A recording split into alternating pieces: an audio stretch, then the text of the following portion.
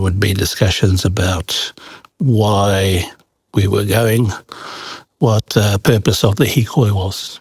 Yeah. And the narrative around it kind of changed, particularly. I think it was treaty is a fraud, which was often quoted statement about the treaty and the hikoi. That's why they were going, because the treaty is a fraud. But he changed it, really, and changed the thinking around that rather than to call the treaty a fraud, was to honour the treaty. So that became our catchphrase, honour the treaty, put it on all the T-shirts, made a big shield, put on the train. Yeah.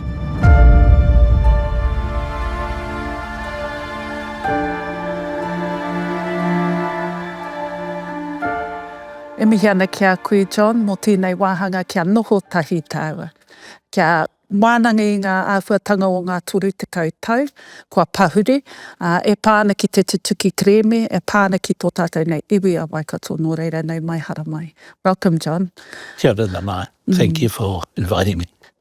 I thought that we might start with some early recollections and memories of how you got involved with the tribe, and in what capacity did you come into the orbit of things that were happening? I'd just finished varsity, early 80s. And it was actually your uncle, Tutu Ormsby. So I joined Territorial Force as a student and 4th Medium Battery in Hamilton. And Tutu was my gun sergeant. Yeah, and he happened to mention to me, "Oh, you should go and see my brother." Well, I had no idea who his brother was. Yeah, "Oh, who's your brother?" So he told me he works up at the university, you should go up there. So I think when I went up, he was actually overseas. Yeah, he was on sabbatical. So he was away for months. Yeah, so I think I would have started going up to the Centre for Māori Studies May, June, way back in 1983. So he wasn't there, but the secretary at the time said, "Well, we'll let you know when he gets back in the country, but don't hold your breath. Could be a couple of months." And so it was November 1983 that Pinchie got the call that Mr. Mahudu was now in the office and has agreed to see you, so along I toddle. And I got into his office. I'd never seen an office like that in the university, anywhere else in the university. He had a plush lounge suite, and he had a fridge, and there were ornaments and taonga all around the walls. So I'd never seen anything quite like it. Yeah. So he was at his desk, pen and highlighter in hand, hardly looked up, told me to sit down, which I did, and all he said was, "Talk about anything." Yeah, so I think I rambled on till he'd had enough. And that was it. He said, "Well, turn up on Monday, 9 o'clock, don't be late." Did he ask you what your name was or anything? Yes, yeah, of course, yeah. So he knew I was coming anyway. But it was a very, well, it was just sit down and talk. So he just wanted to hear if I had anything cohesive to say. And what were you studying at the time at the university? I was a science student. I did Earth Sciences. Yeah. And when you turned up to work on Monday? Yeah. What job did he give you? Well, yes. So we used to have a tray with all these papers in it. So I was given this tray and shown where where I'd be working from, and each piece of paper had a note on it about what he wanted done with it. Yeah. So I think I spent all week trying to get through that first tray. Yeah.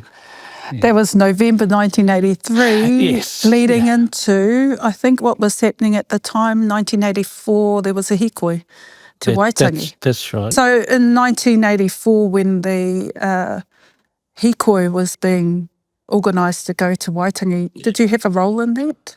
I was a coordinator, yeah. So part of my role was to figure out what route we would take from Turangawaewae to Waitangi. Yep. Yeah, so lots of road maps. We'd do things like plot where all the rest areas were, which eyes were were on the way that we may stay at. Yeah, so we had a long list of toilet stops, shops, main shopping centres, where the maraes were. So very much logistics related. But were there meetings that you were involved in that gave you a sense of what he was thinking in terms of... What he was thinking? Yeah, what he was thinking in terms of Waikato joining the hikoi. Yes. So I attended early trust board meetings. George Rawari was the chair at the time. Yeah, was very unwell. So yeah, George Rawari, Hori Forbes, Bingahegi, Haripoke. They were sort of the executive of the Tony Trust Board at the time. And so I would attend their meetings where there would be discussions about why we were going, what the purpose of the hikoi was. Yeah. And the narrative around it kind of changed, particularly. I think it was treaty as a fraud, which was often quoted statement about the treaty and the hikoi. That's why they were going, because the treaty is a fraud. But he changed it, really, and changed the thinking around that rather than to call the treaty a fraud, was to honour the treaty.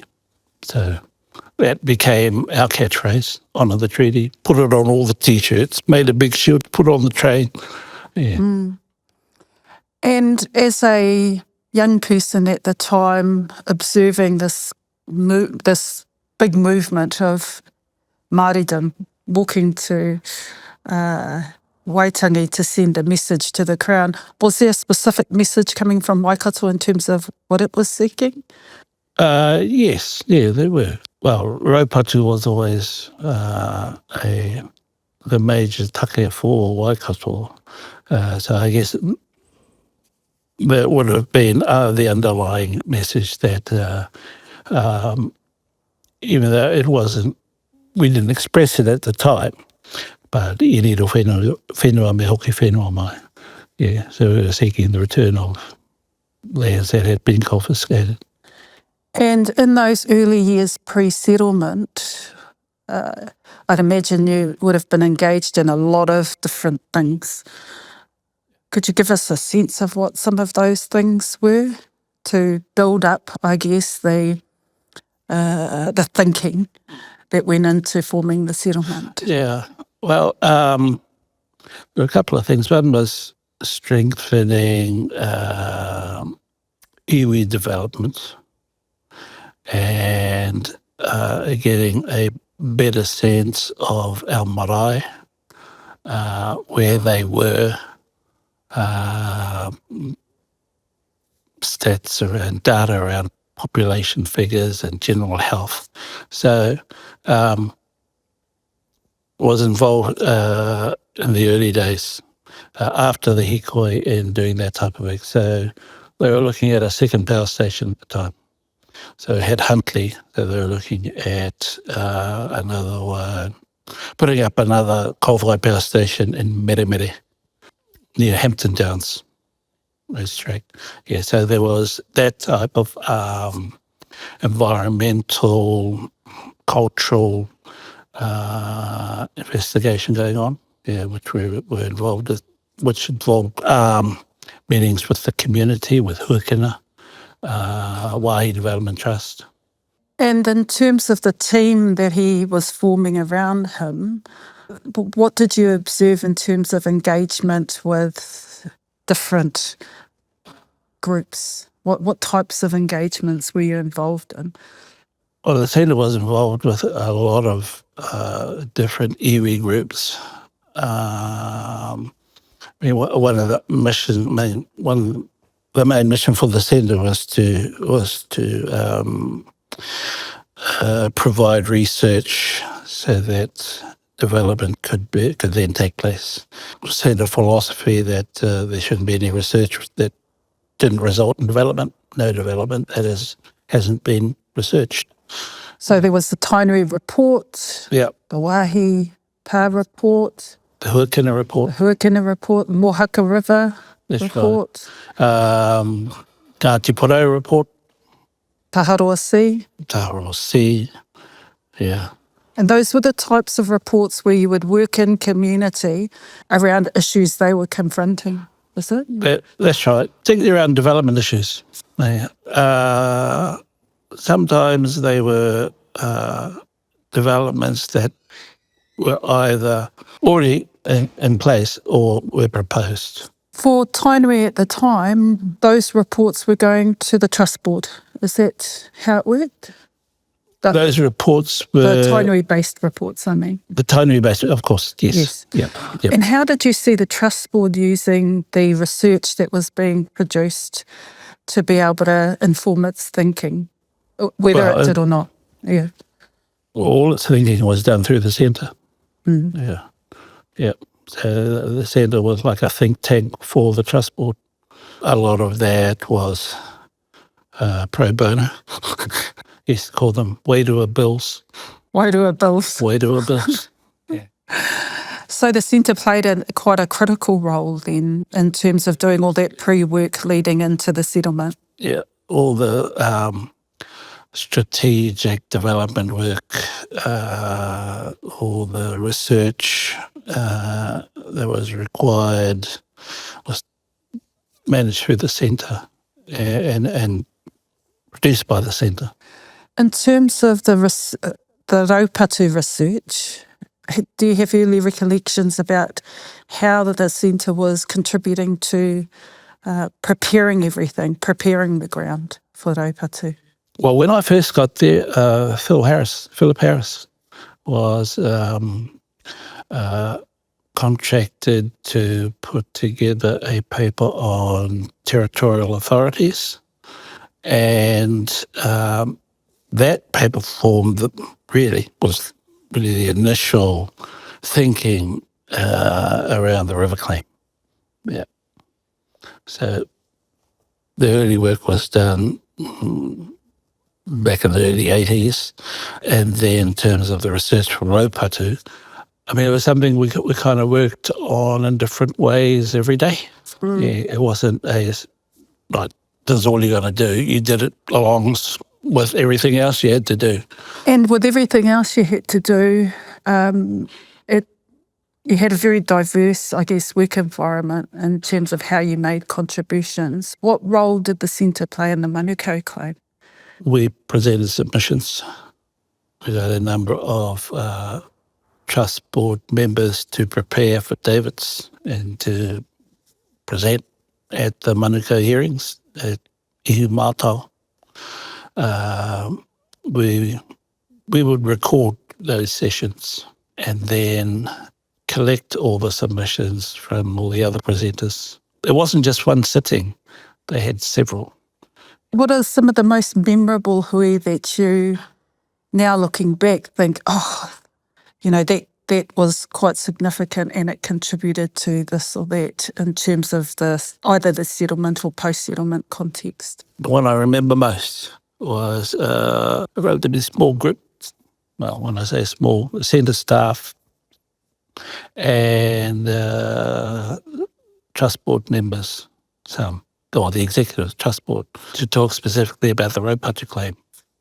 It was one of the first meetings I remember being at where that was the take. That's when I first heard e riro whenua te me hoki whenua mai. Ko te moni hei utu mo te hara. Yes, and I thought, wow, that just explains it all. Yeah. And so I'd been at the centre for a couple of years by then. This would have been about 1985, 86. Yeah.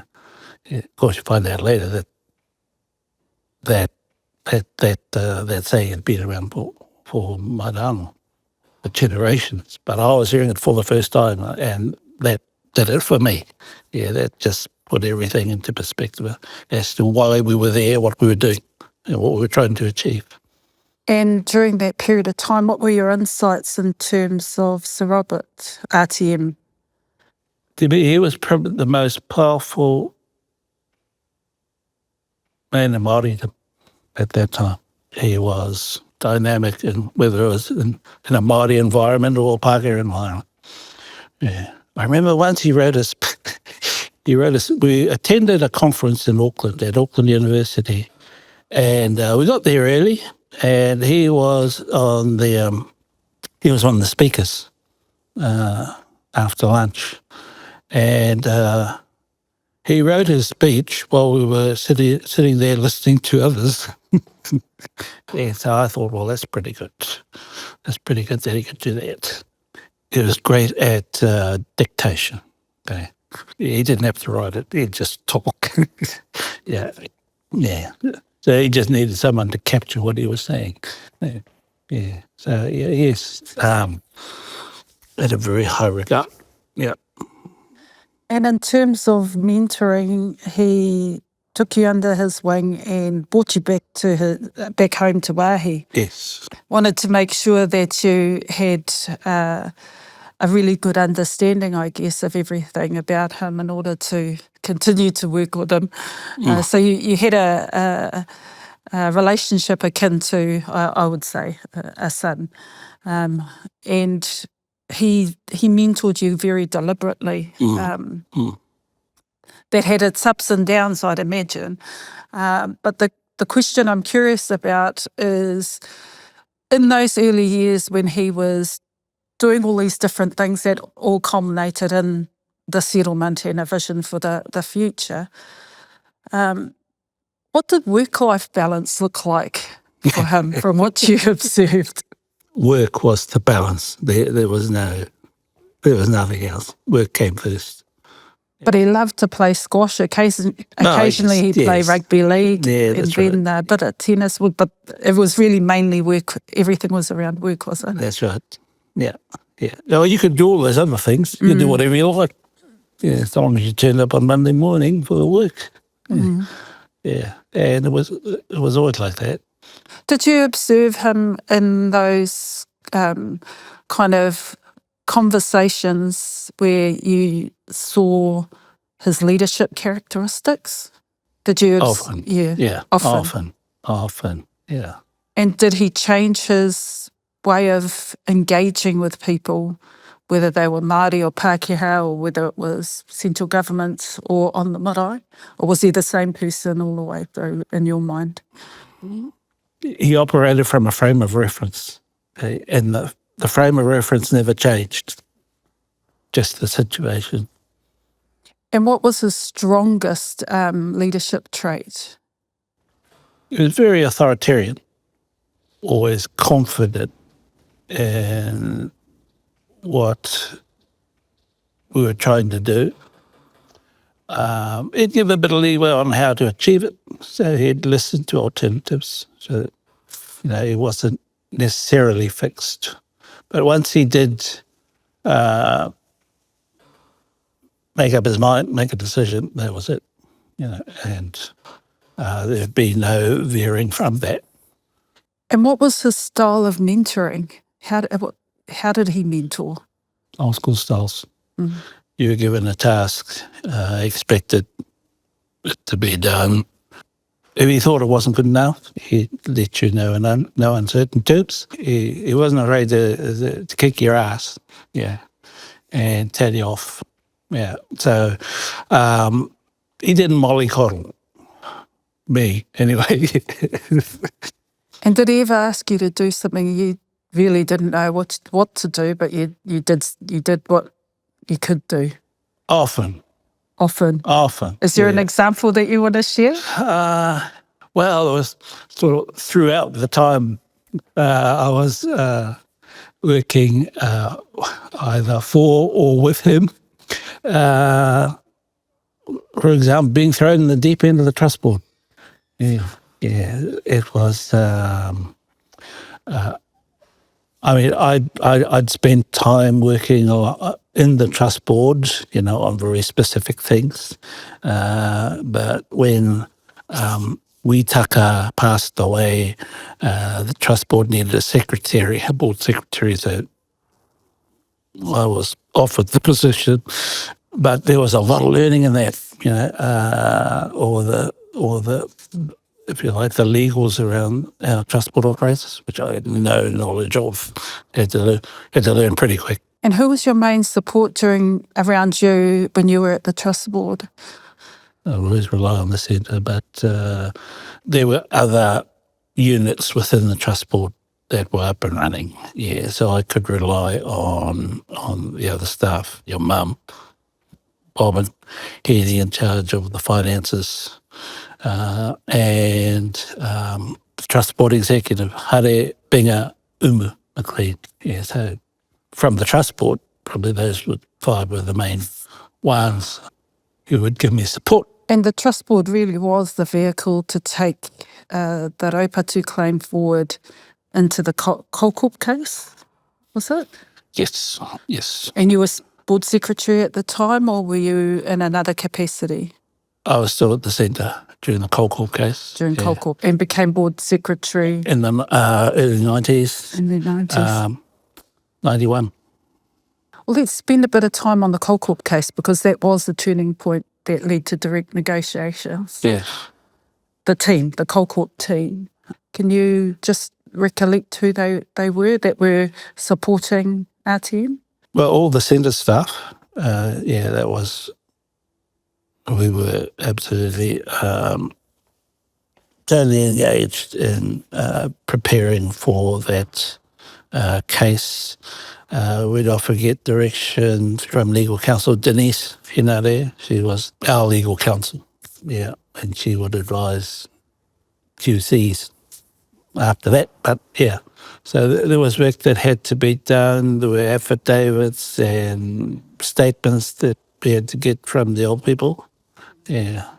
So a lot of the preparation for the Kolkop case was talking to old people and recording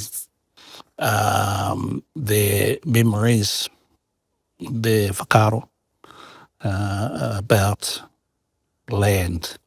And was there a moment during the Kolkop case that you will remember forever? The hearings were in Wellington. The lawyers would present during the day, and we'd work throughout the night preparing papers, files for the next day's proceedings. So, I remember the long nights. A lot of work. Yeah. So we were there for a week.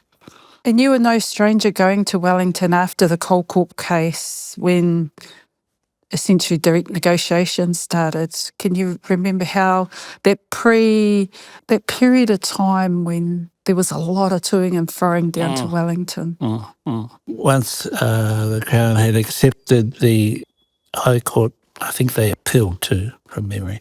Yeah, they had to engage in direct negotiations. The government had no choice. Yeah, so they had to. But this is real early days of negotiations, so there wasn't any funding available for it yet.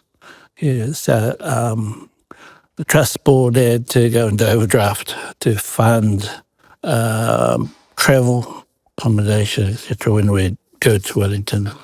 Yeah, so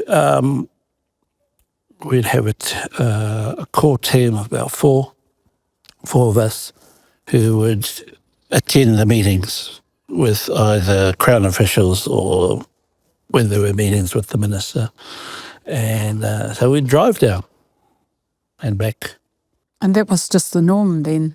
that's how we got to Wellington, and back again, Now, reflecting on the preparation of the settlement and the structures, are there kind of insights that you reflect on around, how we landed on the structure that we've got and the amount of investment in terms of trying to connect with what the people wanted as well? Can you remember those times? Yes, I can actually, because we spent a lot of time on that aspect. I mean, what was going to replace the trust board once the trust board was no longer required would be phased out by the settlement. A lot of that work was done after the heads of agreement was signed in 1994. Yeah, so for the next 6 months, there was a solid block of work looking at what the replacement structure would be. And so there were, a number of samples around the country that we looked at. There was the Runanga type structure, an incorporation, looking at some of the more commercial structures that were around. But we wanted a structure that reflected the tribe. Yeah. One thing, we wanted to keep the name Tainui in as part of whatever the new structure would be. The earlier reports, Tainui report, really encouraged was a marae development structure. And so it seemed feasible that whatever the new structure was to be would be marae-based. And the intent at the time was to ensure that the marae became the hub of activity? Yes, they were always the core and the focus of the settlement too, in terms of who would benefit most. Yeah, so it was always a marae-based strategy, a marae-based structure.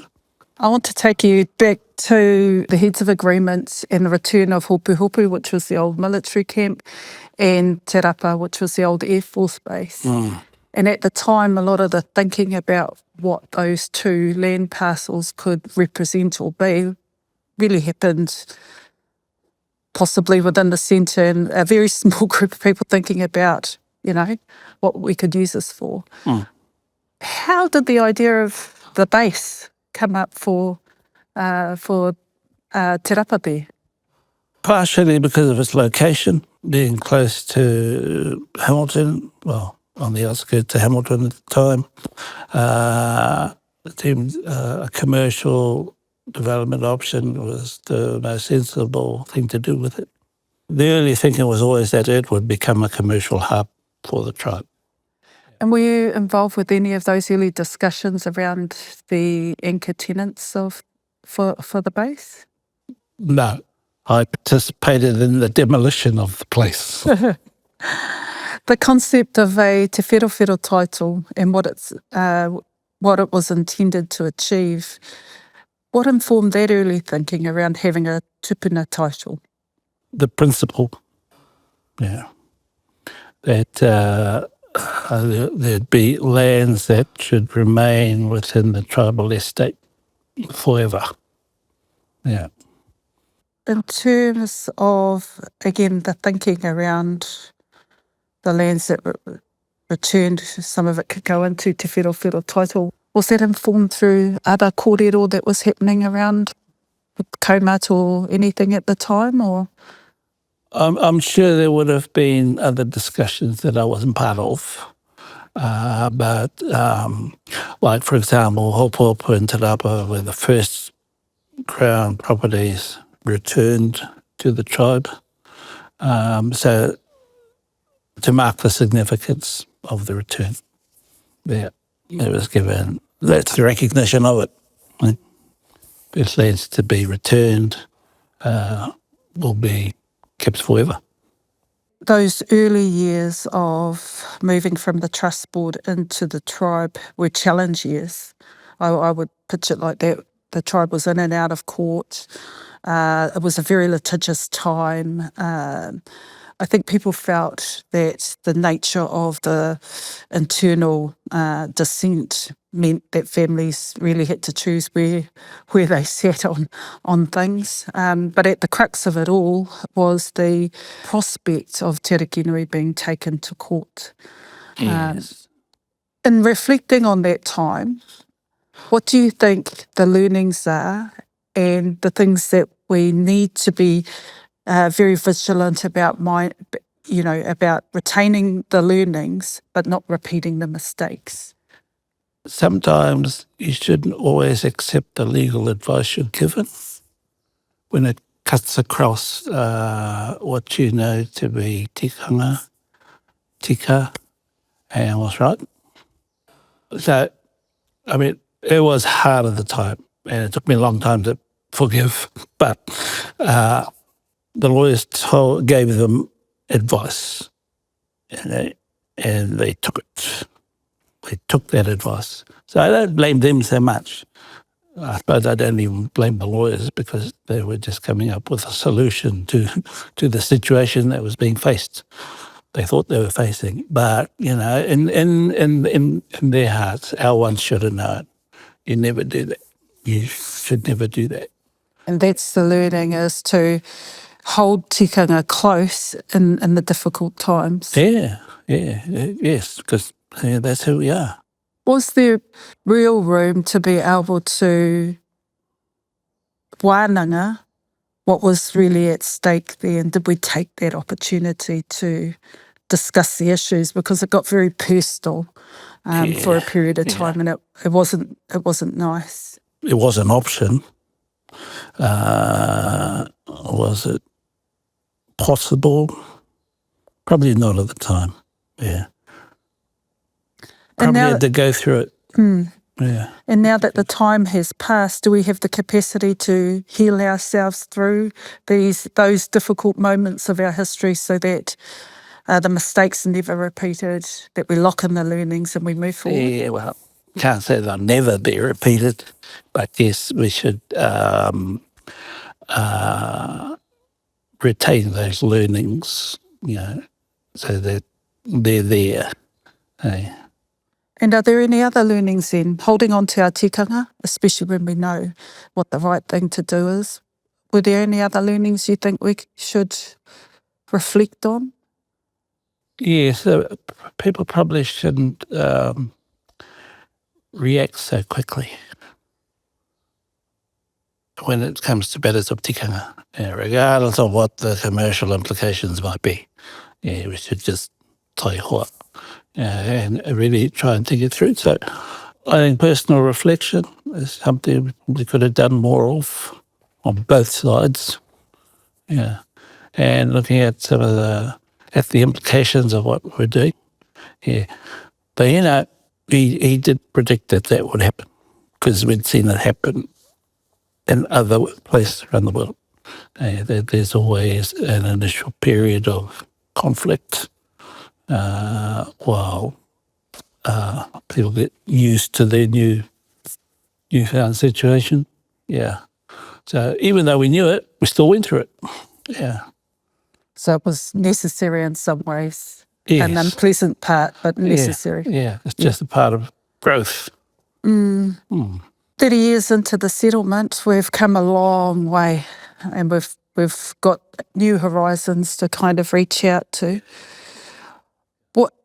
Observing the progress of the tribe from those early years and the time that you were involved, to building the house that we were going to live in, to living in it, to figuring out, is it fit for purpose anymore? What have you observed? What I'm observing, though, is that we're almost relying on the centre to progress ourselves, almost an over-reliance that Tribe Central would do everything for us. Yeah. And what's our future then? If we carry on down that track, it's not good, because it'll come to an end in about another 50 years from 95. And does that reconcile with our mana motuhake aspiration, that reliance on the centre? Well, it can do, yeah, if you do something more with it. So, I'll tell you a story. So in the early days, well, no, it wasn't so much in the early days, but when I became board secretary, the trust board took me back to Ngāti Hoa to, well, in a way, tono, for me to be the board secretary. So we went through that process. And I remember talking to Bubs after about about where we saw things going. And he said one day you will go back to Hoa.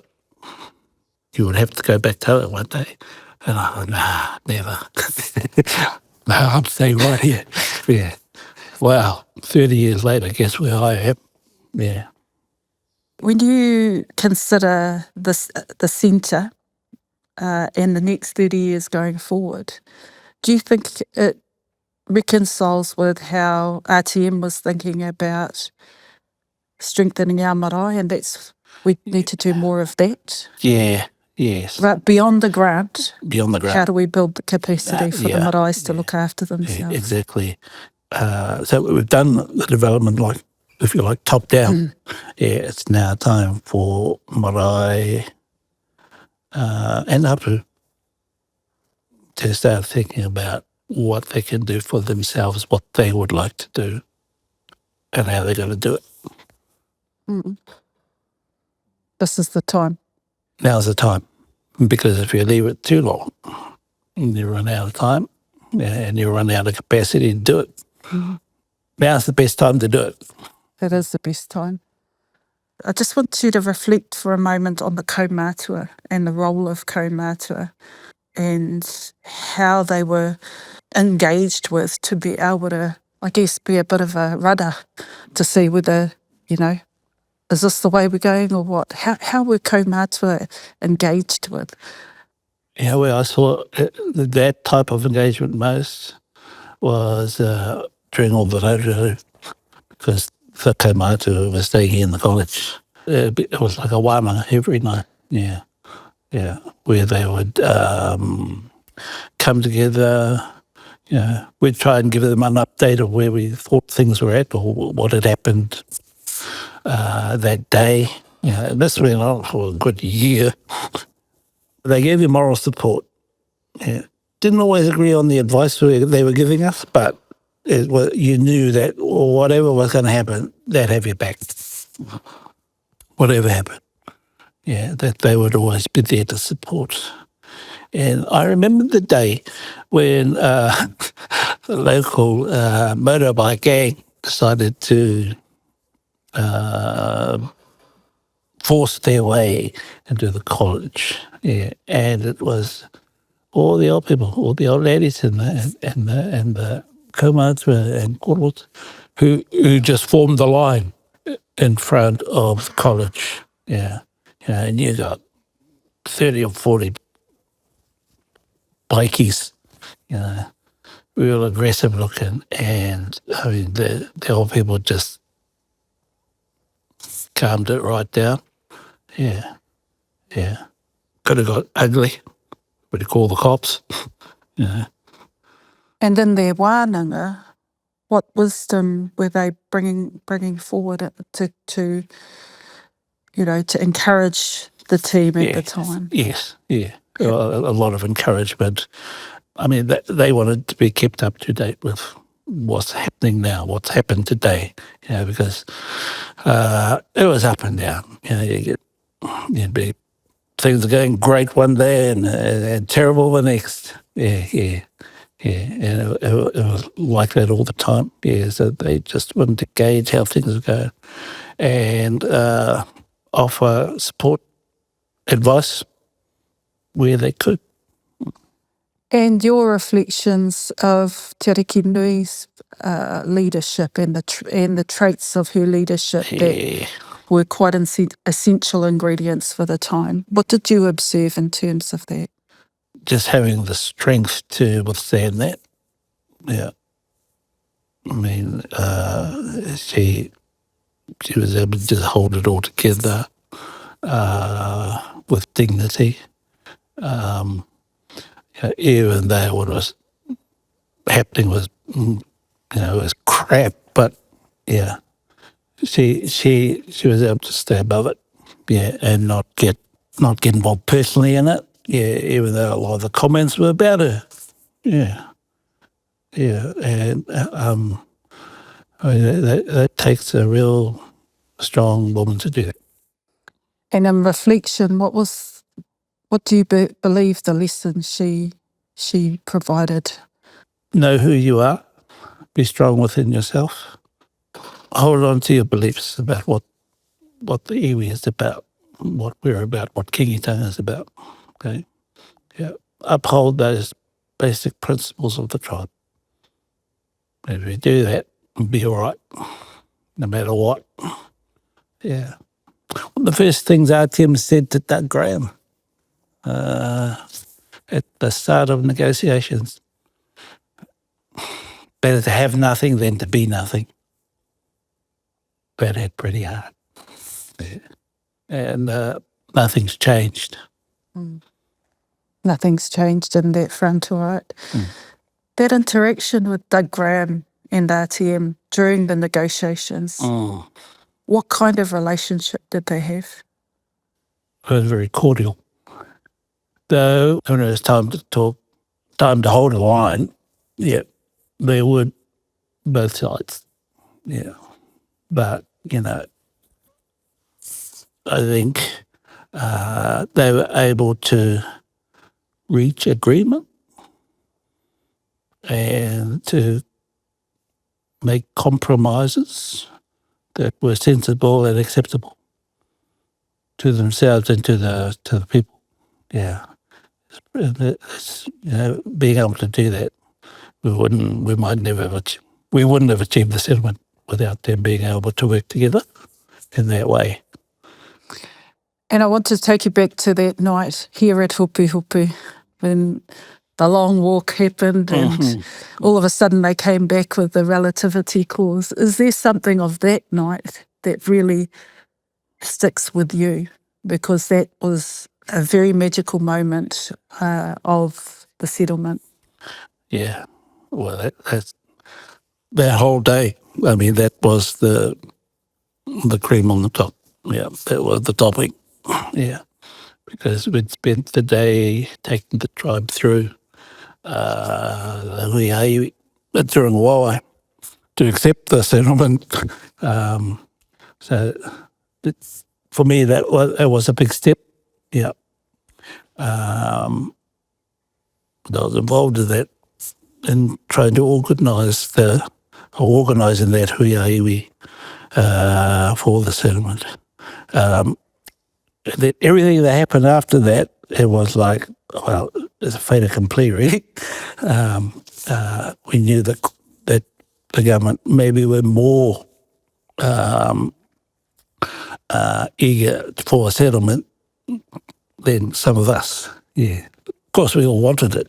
Yeah, but I think for that particular government, they needed it.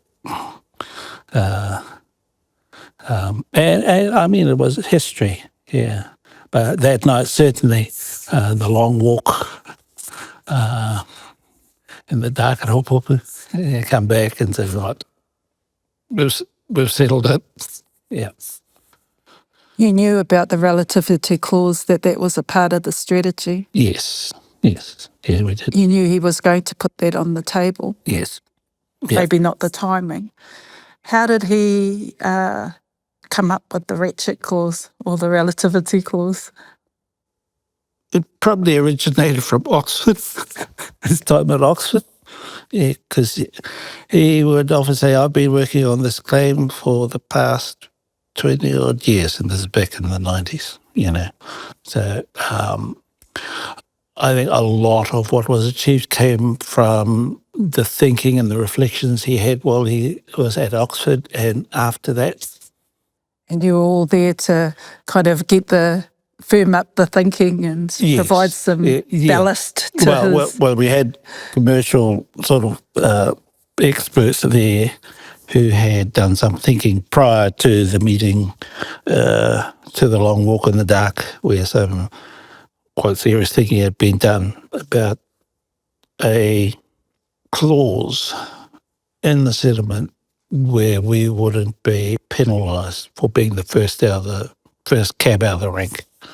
Yeah, yeah, yeah. Because it was we knew the fiscal envelope would never withstand the claims. Like, yeah, it was so.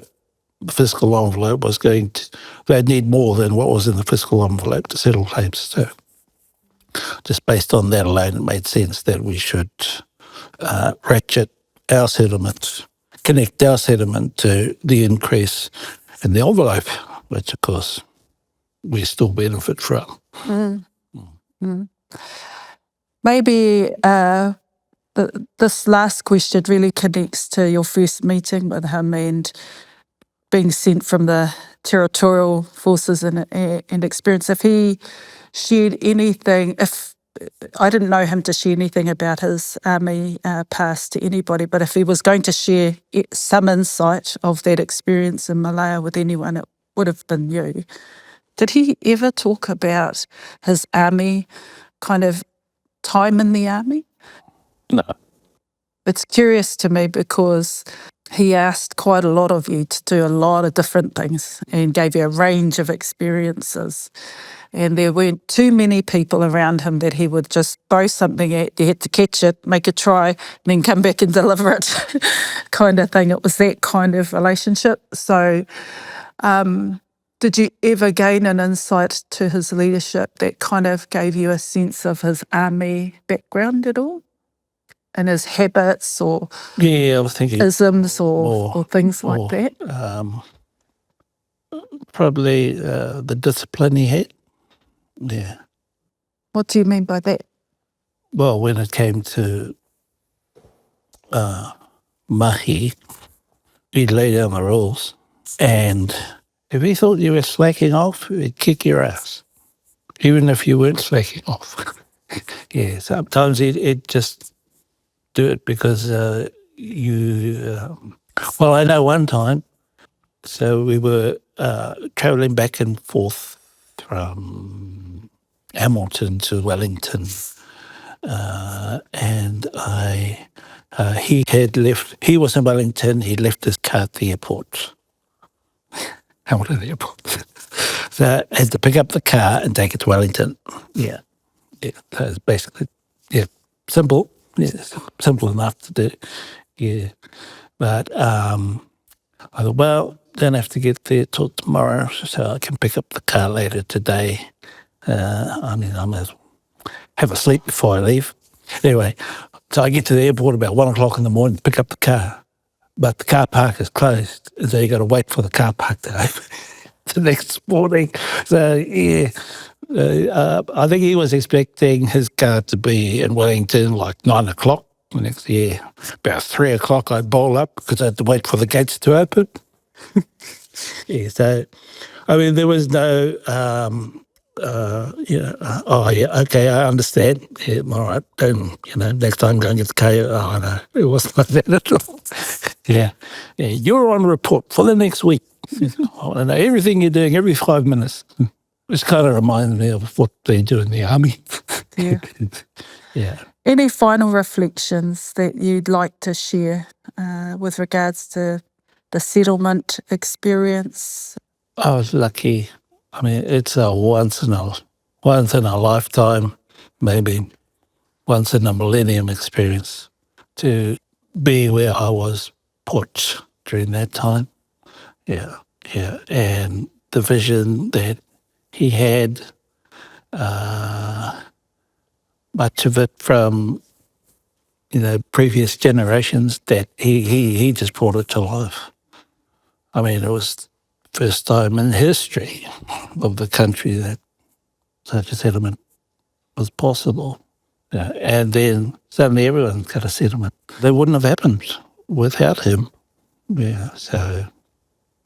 Well, he was right. Ngāti Haua gets the benefit of all your experience and your leadership and your contribution and the wisdom of your insight from I think probably one of the most extensive mentoring experiences I've ever witnessed. And as his daughter, we were always very envious of the relationship that you had with him. I can remember the first time he brought you home and he brought a porterhouse steak, and we thought that steak was for us and we had to cook it for you. Yeah. So I didn't know that.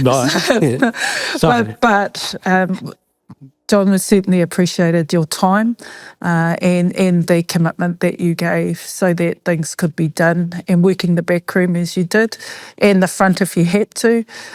You made things happen as much as anyone else during that period of time. So thank you very much. Mihi ana ki a koe. Kia ora, Te Maru.